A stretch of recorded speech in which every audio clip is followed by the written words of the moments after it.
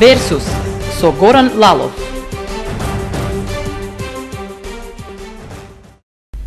Версус на Канал 8, добро вечер. Сдруженијето на новинари на Македонија е трето најпопуларно граѓанско здружение во Македонија, а новинарскиот актив од истокот е најактивен во рамки на ЗНМ. Вечерашната емисија има и непосреден повод затоа што неодамна се изврши изборот на председател на ЗНМ како и на членови на управниот одбор и советот на ЧЕСТА. Вечерва во Версус Иван Бојаджиски, координатор на ЗНМ за Источниот регион. Добро вечер, добре дојдовте во емисијата. Добро вечер, Горан. Добро вечер на сите ваши гледачи. Господине Бојаджиски, досегашниот председател на Сдруженијето на новинари на Македонија, Насер Селмани, новинар во дневниот вестник Вест, со 154 гласови беше реизбран за председател на Сдруженијето и тој ќе го предводи во предстојните 4 години, наспроти неговиот против кандидат Сами Мехмети, кој освои 21 глас. Оваа демонстрација на единство меѓу членовите на ЗНМ влева ли оптимизам во периодот што предстои? Па, јас би рекол дека повеќе оптимизам влегува се побројното членство на Сдруженијето на новинари на Македонија и неговата сплотеност која што се види и на самото изборно собрание на ЗНМ. Ние сите бевме за тоа дека господинот Селмани, нашиот колега, треба да добие уште една шанса за уште еден мандат, бидејќи оценивме и по регионите, кај што имаме регионалните активи, кај што функционираат и на ниво на Сдружение на новинари, дека тој исклучително успешно ја водеше новинарската организација во еден исклучително тежок период за новинарството. Силно и едногласно изразена доверба кон председателот на ЗНМ значи ли дека тој го води Сдруженијето на вистинскиот курс во борбата со предизвиците на новинарството? Ако земеме во пред дека европскиот курс, европскиот пат, тој е вистинскиот курс, јас би рекол да. И тој исклучително добро ја води новинарската организација на тој пат, затоа што сите ние кои ќе и вие како новинар кои ќе добиете од Сдруженијето на новинари на Македонија некои документи за тоа што треба да се прави, секогаш се тоа поврзува со тоа како функционира современото новинарство, одговорното новинарство во развиените европски држави, кон кои стреми и Република Македонија.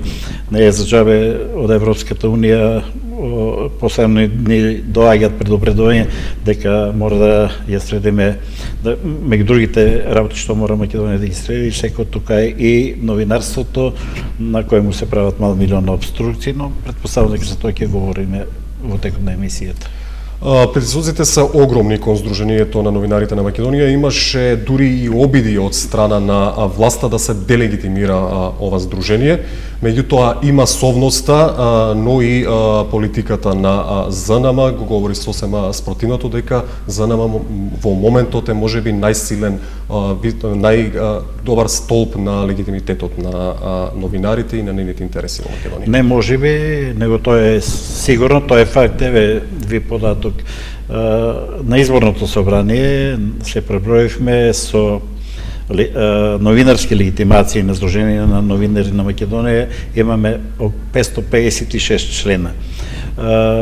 Новинарското здружение, оно другото, МАН, кое е формирано многу подоцна од Сдружение на новинари на Македонија, нема ни една третина од тоа членство што го има Сдружение на новинари на Македонија, и тоа говори дека тоа е репрезентативното здружение кое е најповикано да оди во преговори со власта која и да е таа, која се во прашање некои новинарски стандарди, принципи и начин на кој треба да функционира едно одговорно новинарство.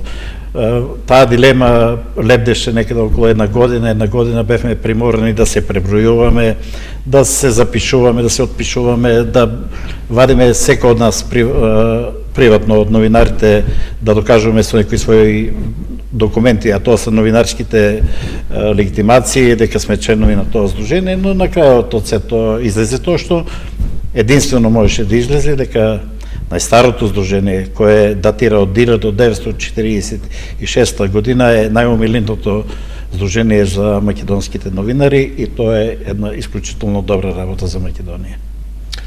А со вашето огромно искуство, која според вас причината заради појавата на овој ривалитет на две граѓански здруженија кои што ги бранат интересите на новинарите, меѓутоа впечатокот е дека действуваат во спротивна насока? Прво, не е лошо да се има конкуренција, затоа што вие знаете, ако сами трчате на 100 метри, вие сте секојаш и први, ама секојаш сте и последни. Нема никој ни пред вас, нема никој ни зад вас. Значи, конкуренцијата е добра работа. Но ако конкуренцијата почива на принцип кои веќе се изградени во современиот свет, па ќе кажам. Или се тие принципи општо важечки за сите новинари? Апсолутно. Јас бев пред 2 години во поста по покана на Хрватското новинарско друштво, бев една недела таму има 3 новинарски здруженија, но тие сите работат како едно.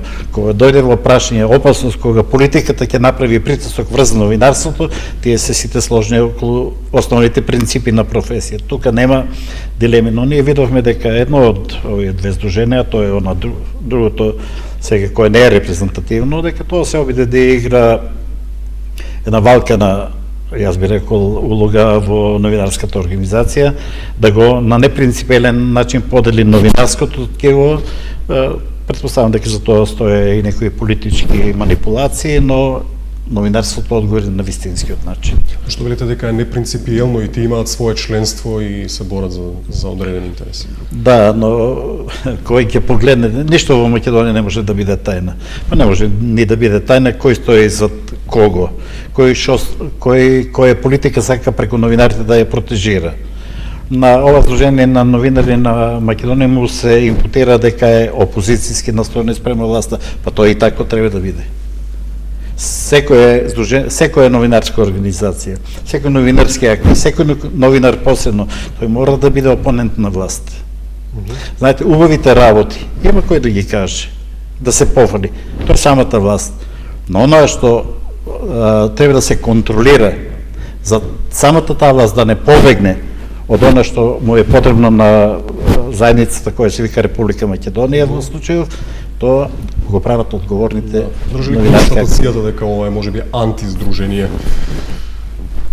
Да, во таа смисла во кој што зборуваме, да, може да се каже дека е тоа антиздружение, затоа што тоа сака да одигрува за политиката. Повторно, јас пак би сакал да кажам дека новинарската професија, уште од времето и на Сократ, и на Савонарола, кои дали своите животи за да ја говорат вистината, е токму заради тоа измислено. Да се спротистави на сите лоши политики на власта кои не се во корелација со интересите на граѓаните. На било која да е власт, пак повторам тоа, и ние видовме дека тоа здружение сакаше да одигра за власта, не да одигра за граѓаните на Република Македонија, го доби тоа што го доби. А која е најголемата закана за новинарството во Македонија, која доаѓа од власта?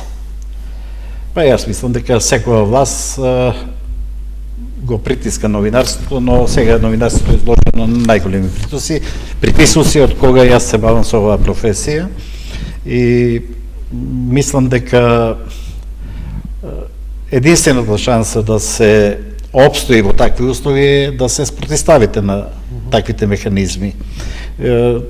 Сдружение на новинари на Македонија не се предаде пред она што се вика насилие на власта, да го канализира новинарството според своите интереси.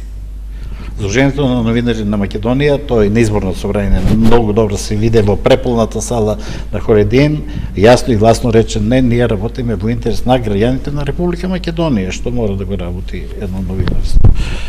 Не знам дали во таа смисла беше и вашето прашање. Да одиме конкретно, проблематичен беше законот за декриминализација на клеветата и на вредата. Задоволува ли ова законско решение кога се во прашање новинарите? Па дали задоволува? Видите, вие може да донесете било... Да, задоволува во некоја смисла, меѓутоа вие може да имате како сакате законско решение најдобро напишано на карта, ако тоа во пракса дава негативен резултат, тоа не е добро. Мора да се престои во таа смисла и нашето судство, да не подлежува на директиви. Ја мислам дека премногу подлежува, јас имам лични искуства многу. Јас сум веројатно најстудениот новинар во Македонија, 44 пати сум бил на суд, и јас прв пат изгубив во ова време сега 2 судски спора. Мали, само ги изгубив.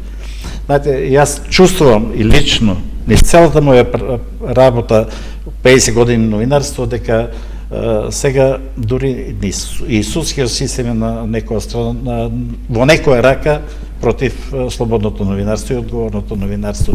И во таа смисла, вие што го прашувате, јас верувам дека одговорот е добро е што дојде до овие работи, декриминализација на клеветата, но суштински ништо не се промени со тоа. Во праксата. Позитивен исчекор ли е Кој? донесувањето на закон? Па ја мислам да, позитивен пат. Ние се за тоа боривме.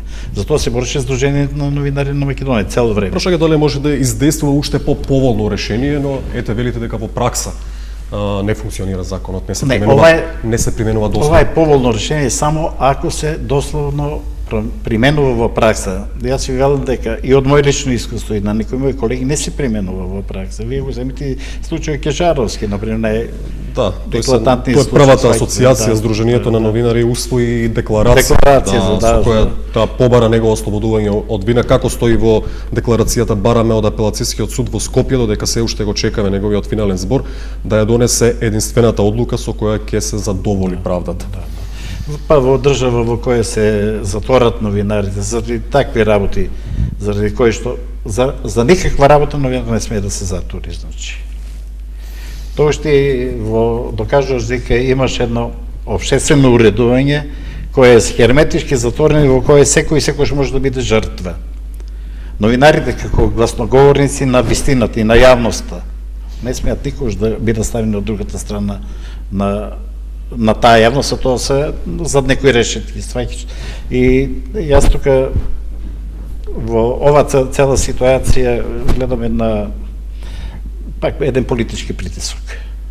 Политички притисок да се замолкне критичкото новинарство, но јас мислам дека во Македонија во известна смисла тоа не дава резултат. Загрозена слободата на медиумите, тоа е општа констатација. Првите луѓе на ЗНМ и Агенцијата за аудио и аудиовизуелни услуги јавно разменија обвинувања за независноста на работењето, кој што можеби во моментот е и еден од клучните проблеми.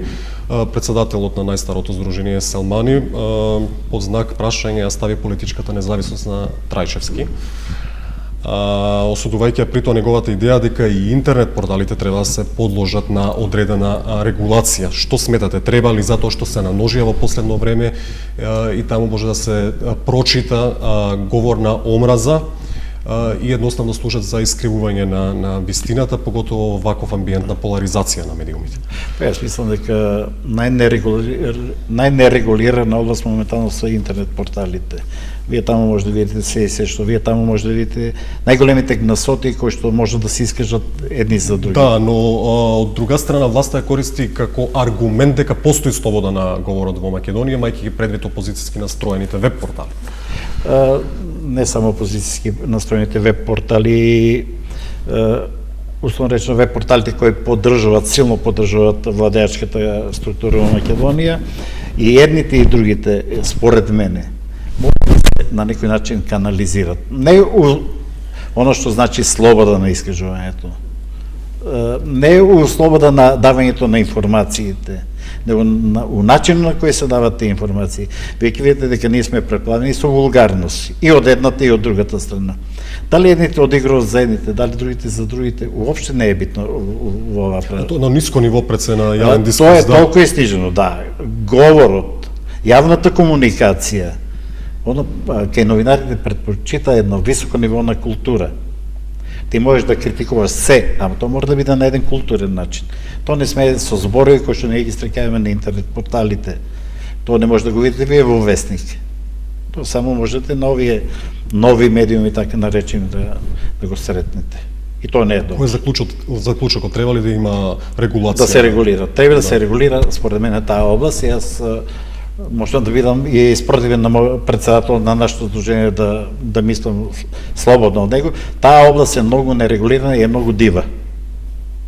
И таа област може да се застране, да отиде во граници кај што не му гледаме крајот, кај што ќе се најде. Со оглед на ово што се случува во нив. Ја не знам, вие сте од помладата генерација, многу повеќе сте навлечени на тие интернет портали, предпоставам, отколку јас не. Јас речиси и одбивам веќе да ги читам заради тоа што се држите до класичните медиуми, таму сликата е уште полоша. конкретно во електронските медиуми, односно во телевизиите. Владините реклами се чини дека се единствениот привилегиран извор на финансирање само за одредени подобни медиуми. Сега разговараме за друга димензија на новинарството во Македонија воопшто и неговата слобода или зависност и независност. Факт е ово што вие го говорите, апсолутно, тоа го знае секој во Македонија, дека милоста на медиумите, на новинарите, на газите новинарски се купува со пари. Оно што не се купува со малку пари, се купува со повеќе пари. И ние видиме дека 80% од медиумите за кои вие говорите се гласноговорици на сите политики на власта и се поборници на тоа дека е непогрешлива нашата власт, што го нема никаде на светот, тоа не постои. Бројот на оние медиуми кои што се опозицијски настроени, електронски пишани надвор од интернет порталите е многу мало. И многу битни работи, многу истини, кои што се важни за ово општество, да се изградува како модерно европско општество, кое што стреми да иде во современа Европа, во модерна Европа, не можат да ги добијат те информации. Затоа што се е подлежно на потребите на власта за да остане на власт. Проблемот е и она што се нуди како програмска содржина на националните електронски медиуми. Многу ретко, практично воопшто не постојат дебати за важни општествени теми. И она што се задржува вниманието на гледачот се турски серии или некои други емисии од забавен формат кои што доаѓаат од соседството. Остава лоша слика за медиумската слика во Македонија. Апсолутно. Јас се насмеав пред 2 дена, прочитав една информација кога на ова ново здружение на 5 највлијателни телевизии во Македонија им поставија прашање: добро, зошто вие не правите домашна продукција, играна продукција? И рекоа: па ние немаме пари за тоа, ние имаме само 25 милиони евра кои ги добиваме пари за 25 милиона евра, тоа се огромни пари во една ваква држава и во една телевизија која има само по 100 вработени. Еве ги домашните проекти. 7 члена комисија ќе одлучува колку пари ќе добиваат телевизиите за домашни проекти, составена од неколку министерства, кабинетот на премиерот, управата за јавни приходи и агенцијата за филм, односно се тоа државни институции. Како ќе се реализира условот од членот 6 дека треба да се грижат за заштита и развој на плурализмот кога ќе одлучува само една 7-члена комисија составена од членови на државни институции? Па добро, вие ќе одлучат така како што вие мислите дека ќе одлучат, како што во моменти јас мислам дека ќе одлучат пристрасно. Ќе одлучат еднонасочно. Затоа што тие кои што одлучуваат треба да се направат комисии од интересовните групи на граѓаните. Не може да бидат тоа само државните институции. Најмалку они треба да бидат. Дури не треба да ги има таму. Што е интересовна група? Колку пензионери има во Македонија? Колку имаме бизнис сектор во Македонија? Колку е тој бизнис сектор? Колку имаме, условно речено, професори во Македонија, образовен кадар? Од тоа се тие интересовни групи, тоа се тие кои го чинат кремот на општеството, онај мислички крем, у кој што треба да влезат во тие тела и кои што треба да носат одлуки во оваа смисла. Дека ќе одат парите, затоа што парите ви диктираат многу работи, нели? И каква програма ќе имате, и колку ќе бидете технички опремени како телевизија. А кога тоа ќе оправат државни институции, јасно е кај ќе одат парите. Тоа однапред веќе поделена работа и таму оние кои што не се на линија не можат да сметат на нешто вредно. Ајде да видиме со хонорарците колку ќе ги засегне вработените во медиумската сфера. Јас мислам дека баш ова работа воопшто нема да ги засегне вработените во медиумската сфера кои што работат на хонорарен принцип. Еве ќе ви кажам зашто. Вие не знам дали може да ми најдете пример каде што ќе видите дека на 9500 денари некоја редакција плаќа хонорар за хонорарно соработник свој. Нема, не постои. Јас работам хонорарно за еден весник и знам дека тоа не постои.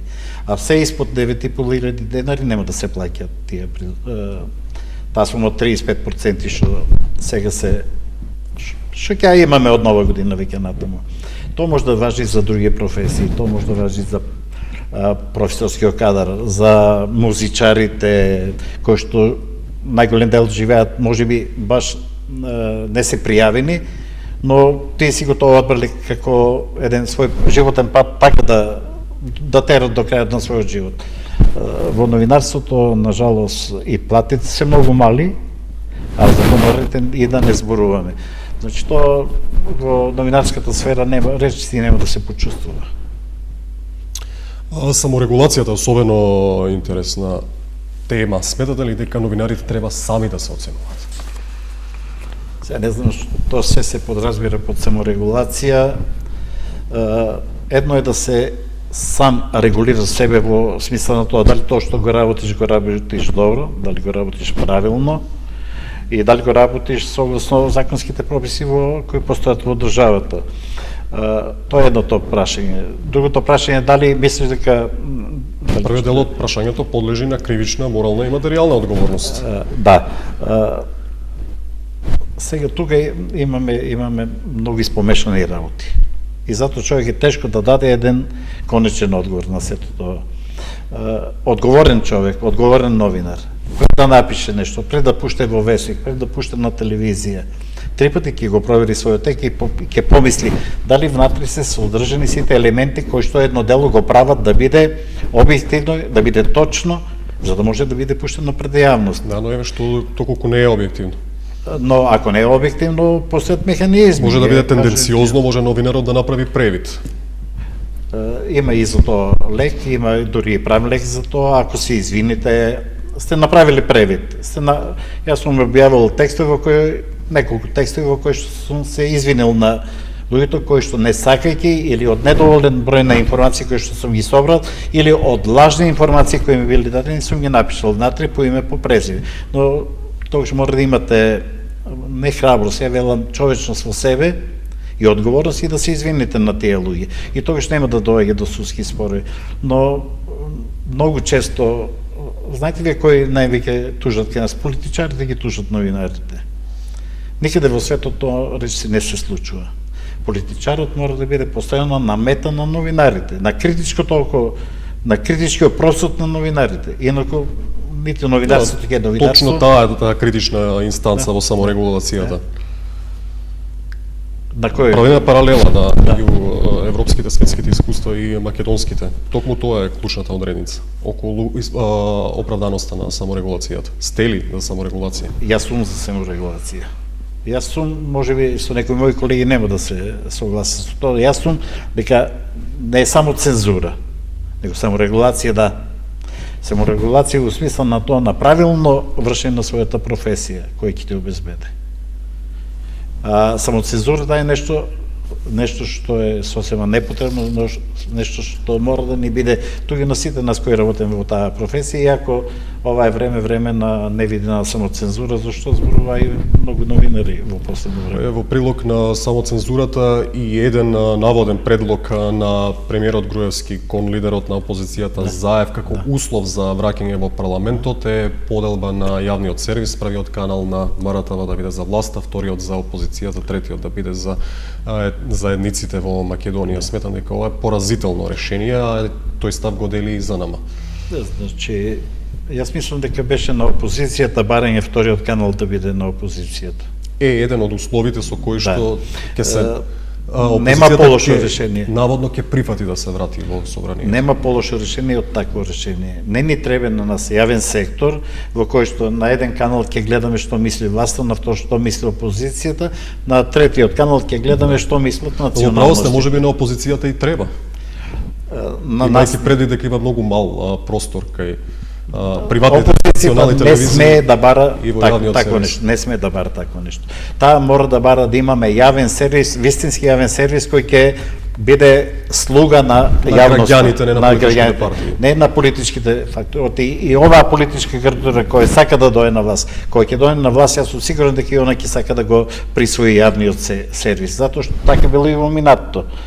Јас бев член на Советот на македонската радиотелевизија, сега пред 2 години ми помина мандатот, па тамо не можевме да се избориме за основните елементи по кои што треба да функционира еден јавен сервис.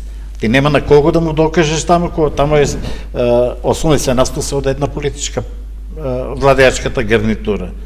И кој ги праша луѓе, зашто ние уопште седеме тука, зашто уопшто дискутираме? Па знаеме ли што е јавен сервис? Па видите го хрватскиот јавен сервис. Најдобар е во Југоисточна Европа. Тие секој вечер прва мета на критика им е премиерот на нив. Втора мета на критика им се министрите во таа влада. На јавниот сервис сте видели некојаш некоја критика за премиерот и за владата? Не. Не само критика, она што недостасува се дебати, нели? Што ги имаме на сите други. Тоа е второто ниво за кое можеме да зборуваме, но вие не можете да правите дебати ако некој избегнува дебати. Ако мислиме на политичките дебати. Дури они не прават ни економски дебати. Политичките, еве, и на РТС. Конкретно вчера имаше дебата за буџетот за 2015 година. Да, сите паметни општества, дебатата им е само елемент во кој што може да се осознаат во истинско светло најважните работи во тоа општество кој што треба да се одвијат. Ние една дебата немаме. Ние немаме веќе 8 години дебата на телевизија.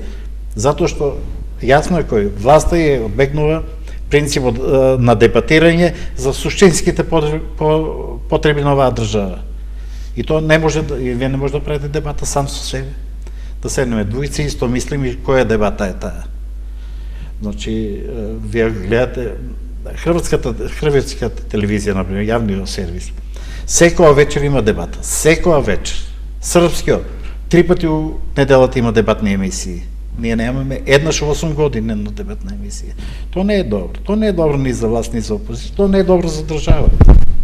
Оваа дебата што се префрли од јавна цена на порталите и на социјалните мрежи, може да донесе добро во однос на плуралитет на мислења или она што вие го зборувате? Тоа е колку што може да донесе. Да, дека е поле за непринципијална борба и за ширење на говор на образ. Овие интернет порталите се новиот свеж ветер, јас би рекол, во медиумскиот простор. Не може ние да побегнеме од она што... оценуваме квалитетот на информирање и на јавна дебата. Да, ако збориме за квалитетот на информирање, за дебата која се води, таму водат дебата неидентификувани од луѓе. Вика, се јавува Мишко од не знам каде, немаш поема кој тоа е. Ти гледаш дека тоа е апсолутно приврзеник на сите политики на власта. Но сепак се влијателни критичари, нели? Се јави и аналитичари. Да, тие секојаш анализират, не знам дали критикуват, анализират во еден ист смер. Ја би рекол, никош своите ставови за секој прашање, макар и најлошо да се случува во државата, и го прават како да е нешто што утре на државата ќе донесе не знам каков бенефит. Не се аргументирани во своите ставови. Тоа може да го прават само луѓе кои што се заскриваат на интернет порталите, може да се скриете, да не ви се знае личност. Вие сте Горан, а може да се подпишете Иван и да пуштите... Нече зборуваме подпишани со име и со преземе и тоа анализи на дневна основа. Ако збориме сега за оние аналитичари кои се јавуваат како такви, јас зборувам за мноштвото луѓе кои што се јавуваат на интернет порталите. Но ако зборуваме за аналитичарите, тие што се ги ние знаеме дека постојат, кои што се прилично живи во... Да, зборуваме за веб портал кој што не подложи на никаква регулација. Во него се пишуваат информации, се пишуваат коментари на дневна основа. Таму се води жестока дебата за политичките случувања. Многу е битно кој ја води таа дебата. Вие имате луѓе кои што ги гледате и на некои телевизии кои водат дебата и преку интернет портали. Влијателни новинари, зборуваме за новинарството, нели? Ако се сложиме дека нема слободни медиуми, немаме дебата, се чини дека она што се дебатираше во интернет просторот полека почнува да се излева на улица како револт на граѓаните, кои што на тој начин се борат за одново освојување на демократските слободи. Се сложувате ли со таа концепција? Јас не мислам дека нема слободни медиуми, има само што се малобројни, што се многу помалку отколку оние другите кои што работат на принципот на притисок од власта. Но ви знаете, низ историјата ни цар Тројан не ги скрил козиите уши своји, кој бил најсвиреп цар во своето царство. Овчарчето кој кажало тоа во една дупка, извлекло дрво, направило свирче и од свирчето почнало да свири во цар Тројан кози уши. Нема истина која може да се сокрие. Може да се сокрие една година, две, три, после таа ќе излезе на виделин. Ево тоа го, ние тоа сега го имаме кај Која е нас. таа вистина? Таа е вистината дека луѓето, младите преце се незадоволни од процесите кои што течат во општество. Тие сакат промени. И единствено промените кои што во оваа држава може да ги направат само младите луѓе, студентите пред се. И секоја власт кој што ќе влезе во директен конфликт со студентите, мислам дека самата си ја сече кранката на која што ќе седи уште не знам која година или колку месеци. И тоа е најлошата проценка на власта да ти станеш против студентите. Да ги знаеме како она делува преку своите медиуми. Но добија и политичка поддршка. Политичка поддршка од опозицијата. Добија. Па нема опозиција која што нема да застане зад протести, бидејќи опозиција сака да освои власт со добри или со било какви, предпочитам дека со добри намери сака да дојде до власт. Но она што е многу битно, треба да се знае дека во вакви услови треба да се користат и некои примери од минатото. Ќе се вратам на 68 година, најголемите протести на студентите која беа.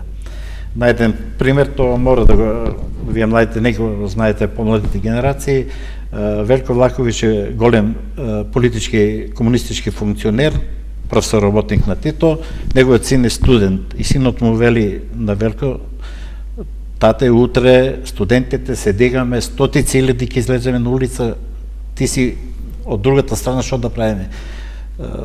Велко му вика на синот: ти ќе одиш, ќе си ја водиш твојата борба, а ние од тука ќе си ја водиме нашата борба. Некаде на пол пат ќе се најдеме и ќе го решиме проблемот. Така и биде, излезе Тито пред студентите, кажа што имаше да каже и се реши проблемот. Овде никој не излегува пред студентите. Овде никој не излегува и да води диалог со нив. Некој не ги прима. Некој не ќе да ги праша што се нивните барања. И тоа е најголемиот проблем според мене во државата. Да, формира студентскиот пленум како репрезент. Да, ама со кого разговара студентскиот пленум? Што направи обиди да преговара со власта, да укаже. Да, ама преговараш или не преговара? Некој требаше да имаш преговарачка екипа и од другата страна, ти немаш. Не се ставува студентите и овие нови предлог закони кои што се предлагаат имали на повидок со оглед на тоа што опозицијата веќе 8 месеци е надвор од собранието, имали на повидок разрешница на политичката криза во Македонија, според вас? Сега, тоа не е во доменот на новинарството, но дали политичката криза во Македонија ќе се разреши наскоро или не, јас лично мислам дека таа ќе потреба уште прилично време. Ќе потреба затоа што ние како новинари кога одиме меѓу луѓето, ние ќе нив слушаме, сите се жалат на ситуацијата во државата. Нема да најдеш човек кој што не вели дека е тешко, дека од ден на ден му е се потешко да живее. Но кога ќе дојдеме пред гласачките кутии, ние постапуваме така како што постапуваме, нели? И кога како новинар ќе му речеш на соговорникот на граѓанинот: добро, кажи го ова за телевизија, тој бега, тој не ќе да го каже. Ние немаме слободни луѓе за еден разумен рок да решиме некои своји проблеми кои што ни тежат на сите нас. И затоа јас мислам дека оваа политичка криза која трае меѓу двете најголеми политички партии во државата, едната е на власт, другата опозиција, ќе потрае уште време. Велите, не е во доменот на новинарството, но е сигурно централна тема и за новинарството и за општо за граѓаните. Да се вратиме на она што инсистирате новинарите и медиумите. Што мислите за концептот на регионализација на телевизиите? Се покажа ли како добро решение што е со локалните телевизии кои што не добија регионална концесија? Јас мислам дека ние имаме 3 регионални телевизии. Сега ќе зборам за ова Источна Македонија, а тоа значи и за целата држава. И мислам дека сите 3 регионални телевизии кои добија таква концесија, сега се каза заради тоа. Прво не можат да го понесат финансискиот трошок, кој е многу голем за приликите кои што економските прилики на овој регион од кој што они треба да црпат, нели, пари за да можат да функционират како такви. Втората работа е регионалниот пристап на електронските медиуми во Европа е позната работа, не е непозната работа, но таму се сосема подруги условите. И трета работа што јас мислам дека локалните медиуми имаат повеќе шанса за успех отколку регионалните. Затоа што вие имате многу повеќе шанса на локалната своја заедница да им дадете многу повеќе вести кои што се од нейно значење отколку регионалниот медиум. Еве, јас ги гледам. Земите еден регионален медиум денес на Штипиник им каже дека нека улица во Берово се асфалтира. Или дека некаде во Делчевско родиле ненормално многу сливите, модерите сливи. Кој е тоа значење за како информација за Штипјани? Нема значење. Друг е регионалниот принцип. Ја мислам дека не се свати правилно од нашите медиуми и регионалниот принцип на делување.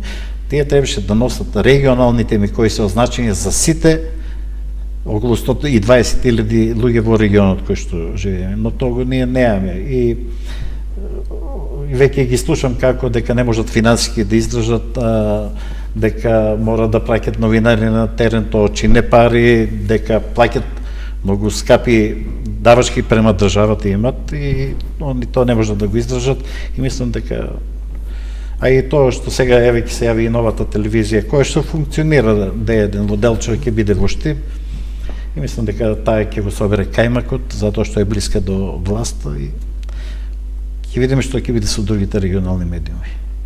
Ставање под чадорот на власта повторно и на регионалните медиуми. Можат ли да го издржат тие, имајќи предвид финансиските проблеми со кои се соочуваат, да го издржат тој притисок од таа непринципијална конкуренција?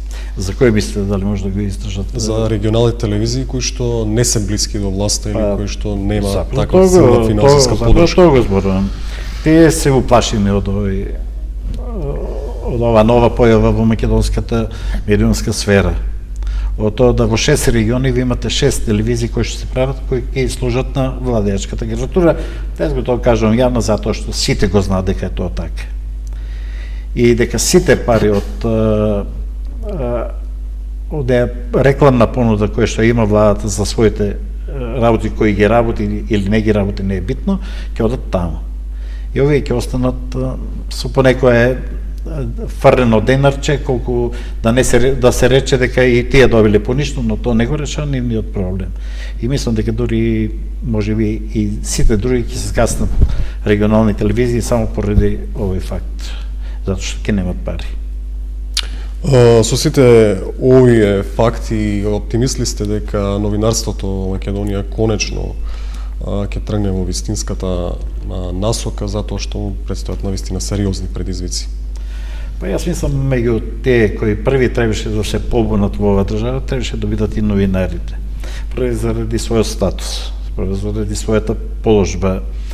Третата работа беше поради тоа честите притисци кои ги имат од владеачките структури и по општини и на ниво на држава.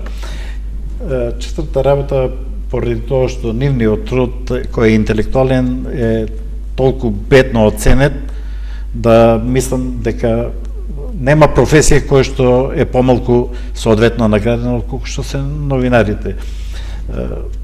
Јас се надам дека оваа нова новинарска генерација која што никнува во Македонија ќе доживее некое време да таа професија биде ценета како што беше ценета во наше време. И не сум многу оптимист во поглед на директно да одговорам на вашето прашање дека дали новинарите сами можат да ги променат. Што може да направи Сдруженијето на новинари на Македонија во поглед на подобрување на стандардот на новинарите? Може само да воде преговори, разговори, договори со газдите на медиумите, може да бара од власта не само транспарентно, но и по некои механизми кои што ќе се утврдат однапред да ги дели своите пари на сите медиуми, не подеднакво, но спрема значењето на медиумот, на регионален медиум, на локален медиум, на државен медиум. Трета работа е може да се прифати принципот кој го имат развиените земји. Еве јас ќе ви кажам за вестниците во Италија. сериозните вестници, Ла Стампа, Република и така натаму, тие добиват пари од државата за да останат на својот сериозен курс кој што е значен за општеството. Кај нас вие 2 денари немате на вестниците, не се дадат. Тие пари имавме до пред 12 години, постоеше агенција за информирање на ниво на Република Македонија, таму беше директор мојот пријател Веле Митановски од Охрид, и тој се делеа пари и на локални вестници и на државни вестници кои што држа еден сериозен курс како што му е потребно на секое општество кое што сака да оди напред. Но ние ќе се соочиме, ако продолжи оваа работа вака како што, ќе имаме медиуми кои што само ќе бидат гласноговорици на власта.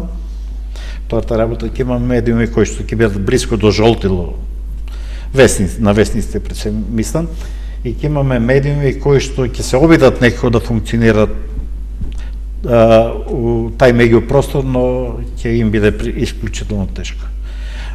Прво мора да се освои слободата. Слободата се уште не е освоена.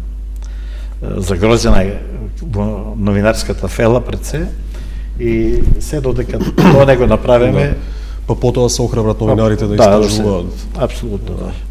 Тоа може да ги послужат и вашите новинарски искуства. Едно навистина вредно четиво кое што го оставивте на вашите помлади колеги. Па добре, јас напишав една книга, се пишувам втората новинарски искуства, тоа е сосема мал дел од 25.000 текстови колку што имам напишано за 50 години. Јас го оставив, кој како сака нека го оцени, има добри одгласи за сега таа книга, но јас мислам дека ова време сега не е за такво новинарство. Цело време зборувавме околу таа слобода, но слободата предпочита и некои претходни механизми кои мора да бидат обезбедени, да имате слободни уредници, да имате слободни газди на медиумите. Добро, порно беше државата газда на медиумите, општините беа со локалните радиостаници, а ние тоа сега го немаме.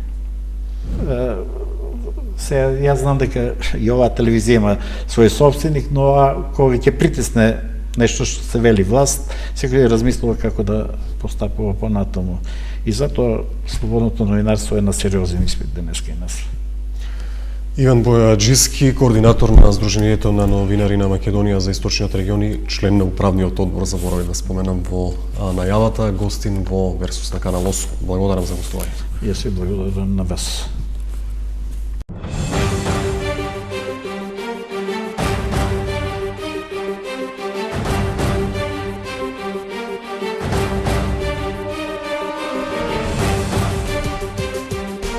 Версус со Горан Лалов.